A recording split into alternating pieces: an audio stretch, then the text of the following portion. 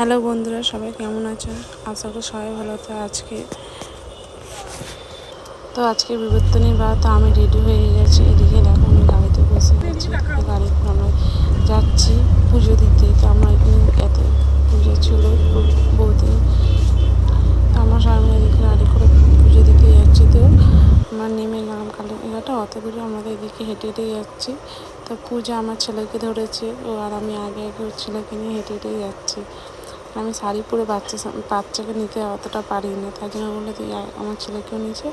আমার ছেলেটার শরীরটাও ভালো ছিল না, ঘ্যান করে বসেছিল, তো ও আমার বাচ্চাটাকে নিয়েছে। এদিকে আমি আগে গেছি, এখানে পুজোর জিনিস কিনতে হবে। তাই এদিকে আমার গাড়িটা আমাদের উল্টো দিকে না যেতে, আমি একজনকে জিজ্ঞেস করছি একটা মন্দিরটা কোথায়, বললো যে এদিকে দেখো সব পুজোর এই জন্য একদম ঠাকুরের ডালা কেনার জন্য যাচ্ছি। তো একদম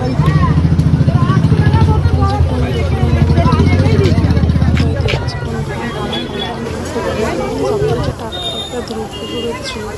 আমি দোকানে বললাম 10টা ধূপ একটা ডালা নিলাম, ফুল, মোমবাতি, ধূপ, আবার সিঁদুর, যা যা লাগে আমি সব কিছু নিলাম। এদিকে আমি পুজোতে বসে গেলাম।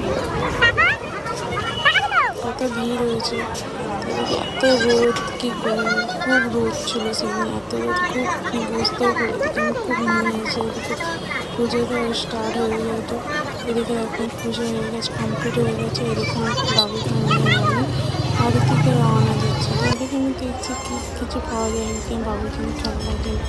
তো এদিকে আমি বাড়িতেও আমি চলে এসেছি। রাস্তা থেকে আমাদের হেঁটে হেঁটে যাচ্ছে, নিয়ে গেছে সাইকেল চলতেই পারছে না। এদিকে আমি বাড়িতে চলে এসেছি, তো মুখের অবস্থা দেখে কেমন হয়ে আছে, পুরো মুখ কালো, মুখ একদম কালো কালো হয়ে গেছে। এসে আমি আগে জল কিনি, সকাল থেকে কিছু খাইনি, এই জন্য আমি আগে ঠান্ডা জল খাই। তো এদিকে ঠান্ডা জল আমি 4টে বললাম দেখি, আমি তো কালীঘাটে খেতে পারি না, তো এখন ওই কচুরিটা খেয়ে নিলাম। যদি মুখ চোখে এত খারাপ অবস্থা না, খুব জোর খেতে পেয়েছে, তো আমি এখন না একটু খেয়ে নিই। তো আমি কচুরি খেলাম, কেন সেদিন তো ভাত খাওয়া কোনো কিছুই নেই। তো এখন একটা কচুরি খেলাম। Tata, bye bye. কেমন লাগলো ভিডিওর কমেন্টে জানাই।